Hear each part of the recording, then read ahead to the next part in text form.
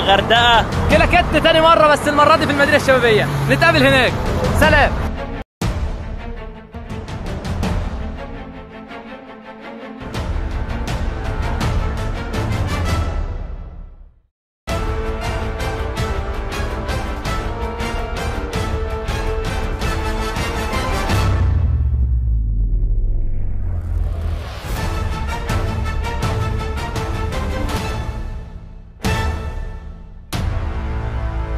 يلا بينا.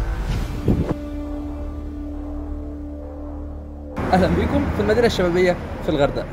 النهارده احنا في الغردقه، تحديدا في المدينه الشبابيه. ناخد يومين جمال مع صاحبي وانتيمي بندق، هناخد اللفه الجميله ونعيشكم معانا في الغردقه. المدينه الشبابيه المكان الانسب للفئه المتوسطه، لانه اكتر مكان هتاخد فيه قيمه مقابل سعر. المكان بيتمتع بالموقع المتميز المعزول عن صخب المدن علشان تسترخي فيه. كمان الخضرة المزروعة في كل ركن من الأركان بتساعد على الارتياح والاسترخاء.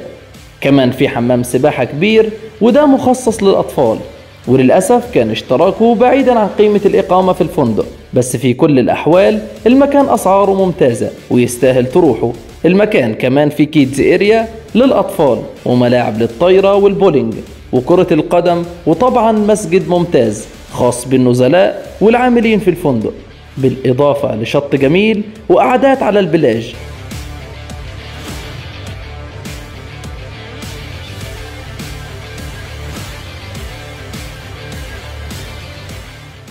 بس بما اننا مش جايين الغردقة عشان الشط بس، فهنبدأ يومنا ونروح متحف الغردقة، واللي من وجهة نظري ما كانش احسن حاجة، لان محافظة البحر الاحمر والغردقة تحديدا تاريخها مش عريق عشان نستكشفه. بعدها رحنا شارع شيري علشان نصلي في مسجد الرحمن الرحيم، المسجد اللي بهرني حرفيا.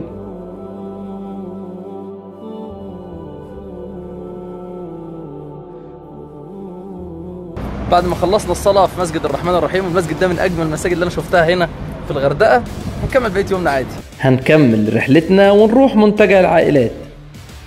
احنا جينا المرة التانية هنا في شط العائلات، لأن طبعا الشط بتاع المدينة الشبابية ما كانش أحسن حاجة.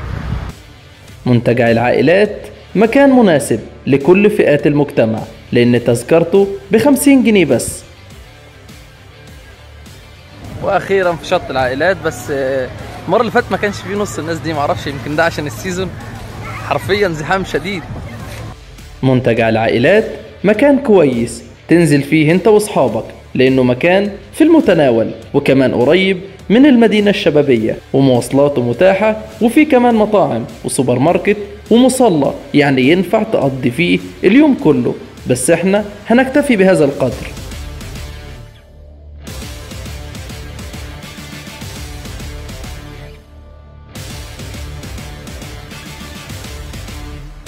أما دلوقتي وفي وقت غروب الشمس، وقت من أجمل الأوقات، هنضطر نسيب شاطئ العائلات ونتحرك عشان ستار فيش بيستنانا. خليكم معانا.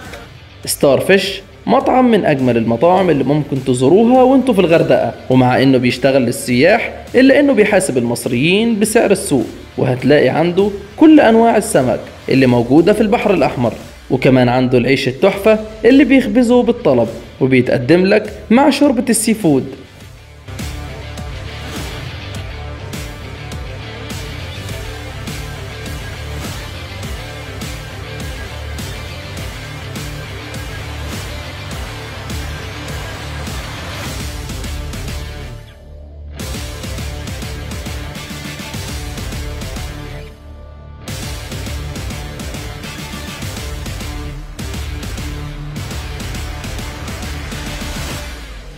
بعد ما أكلنا هنرجع علشان لازم ننام ونستعد لليوم التاني.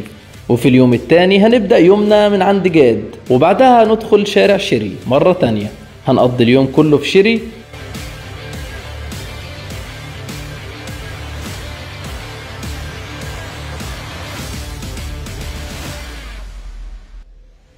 شيري في حتة تانية، أنا حرفيا حاسس إنها في أوروبا، أنا مش في مصر، أنا مش في مصر. أنصحكم لما تيجوا الغردقة لازم تيجوا شيري. وبعد صلاة المغرب هنروح عند الكرم الشامي علشان نطلب المارية وناكل المنقوشة بالزعتر اللي مشهور بيها الكرم الشامي.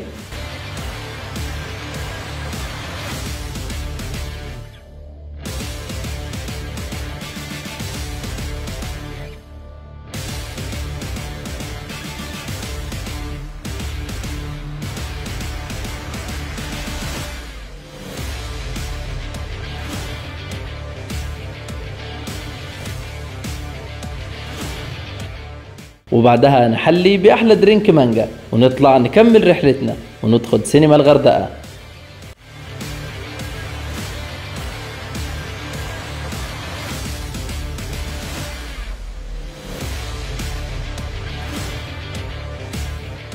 واخيرا هنختم يومنا بمارينا وناخد لفة جميلة، وبالليل نرجع نبات في الفندق.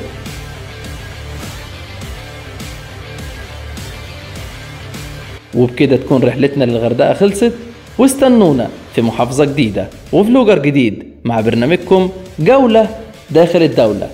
سلام.